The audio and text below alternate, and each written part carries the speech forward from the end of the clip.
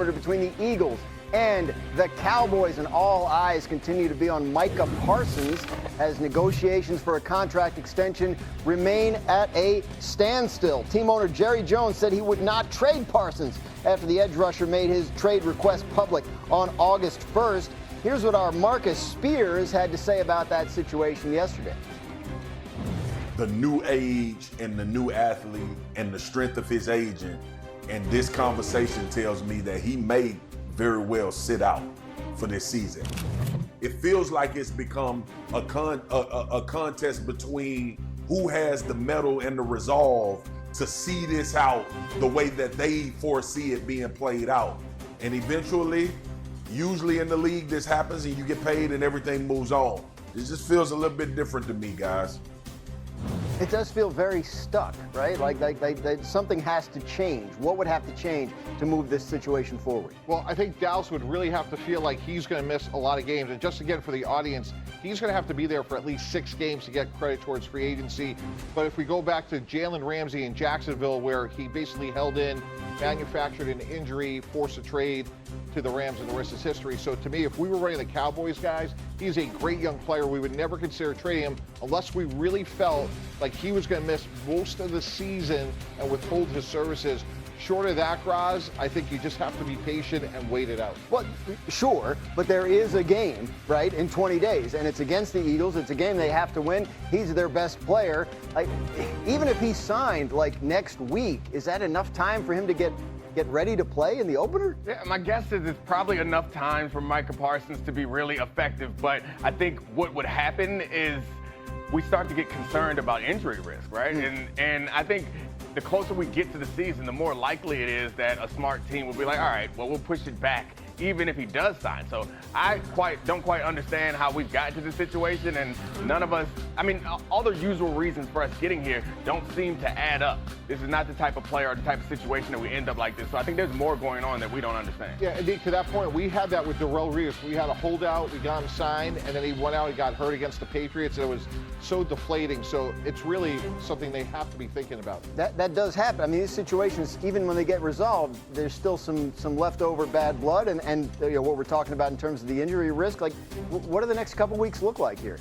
Yeah, listen, I think there's got to be some type of deadline here where if you don't sign the player, that he's not available for week 1. Again, these guys have touched upon it.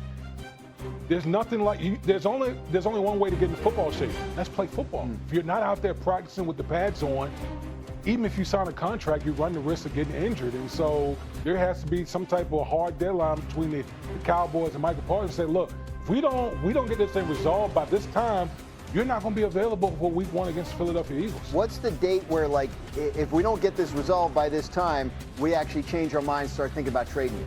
When does that happen? Oh, once you start missing games, now you're in a different territory because, you're withholding your services. You're not available for the team. At that point, now this whole thing is escalated to the point where all options have to be on the table for the Dallas Cowboys. So, all right, so they have said repeatedly that's not going to happen. He's under contract. They can franchise him next year, franchise him the year after, but we can live in a fantasy world here, right? This is television. We can talk about what ifs, even if it's not likely to happen. So, with that in mind, we decided to do a special edition of Tannenbaums with our resident GM, Mike Tannenbaum. Mike T, give us 3 proposals that teams, should be picking up the phone right now and offering for Micah Parsons. Well, Graz, as Hebo remembered, me and Chat Mike T, we went to we did 2 first-round picks and Ed Oliver to go from Buffalo to Dallas. And to me, this really makes sense for both sides, and here's why. If I'm Buffalo with Micah Parsons, we could go beat the Chiefs. We could go beat the Ravens and get to the Super Bowl. I hate losing Micah Parsons, but if I'm Dallas, now I get a defensive tackle. I can't stop the run for the last 3 years. And with 2 first-round picks, I can now, rebuild. Grade the trade. If I'm Buffalo, I'm overjoyed. If I'm Dallas, I feel comfortable that we got something of value. I think Dallas, though, the thing about Micah Parsons is he's going to the Hall of Fame, guys. That's the type of player he is if nothing goes wrong. Trading a guy like that away, and Ed Oliver's very good, but he's not at that level. And you're hoping, beyond hope, that one of those draft picks turn out to be somewhere close to Micah Parsons. Yeah, well, you forget, though, we moved from reality into a gotcha. fantasy world. So we're now operating in a world where this is possible. If I am Josh Allen, I'm calling to try to make this trade happen There you go. immediately. That's exactly what we're looking for. How about another one? What do you got? What's your second? All right, the Detroit Lions, who desperately need another pass rusher, they trade a first-round pick, 2 2s, and Brian Branch, a great young safety.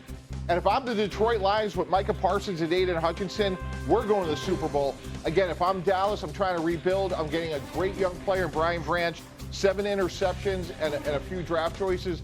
Not ideal if I'm Dallas, but it's a way to cut your losses. What do you think, D. Wood? Who says no? That's a lot. That's a lot. I know Detroit really loves Brian Branch.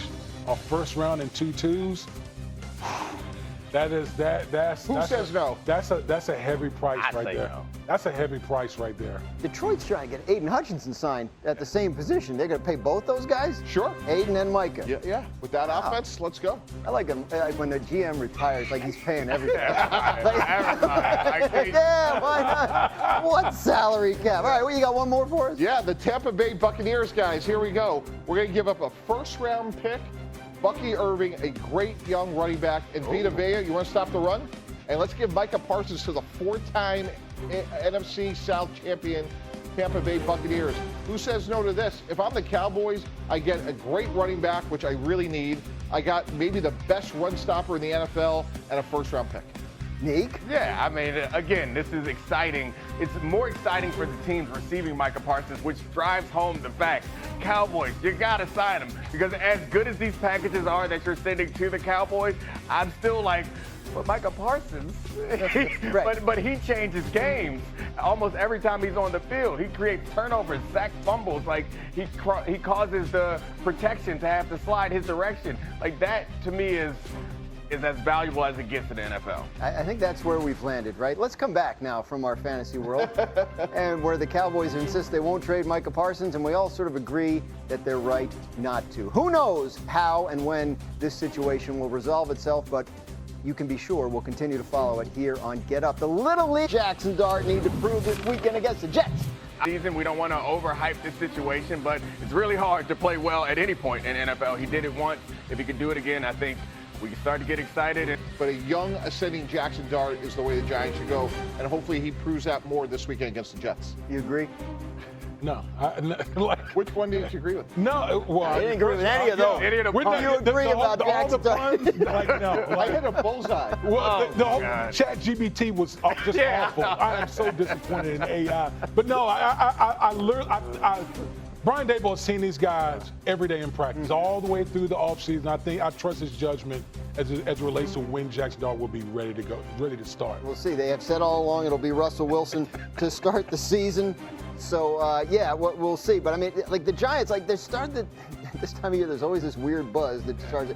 And, like, there's this idea now that the Giants are maybe being a little underrated. Yeah. You buying it? I'm buying it in part because of the defensive line. And I think anytime you have a unit that shows the potential of being utterly dominant, and it's not the entire side of the ball, but it could kind of trickle down, because if you have something that requires the opposing team to game plan for and prepare for, it makes everyone else's job easy. If that D-line can be as good as I think a lot of us think it is, it makes the rest of the life for defense easier, which makes the life for the offense even easier. Nick, I think the question for me is, can they play with a lead? Yeah. When you have a lead and you have a defense, particularly a front like the Giants have, boy, that's going to be a problem for a lot of offenses. You know what the best thing is they have going for them? They didn't win the division last year, which means they can win it this year. Someday he will get this. D. Wood, what does Anthony Richardson need to prove against the Packers this weekend if he plays? How about, for starters, staying healthy? Yeah, right? Yeah, let's not get knocked out of the game. That's to start with. I think a little pre and post snap, improvement on that, obviously. But I think his biggest thing is just accuracy as a quarterback. Like, we know he's a tremendous athlete, but being accurate and delivering the football to his playmakers, because make no mistake about it, like the Indianapolis Colts have a lot of playmakers on their offense. Yeah. They just need a guy to deliver them the football. If they can find that with Anthony Richardson, great. How do you think this plays out?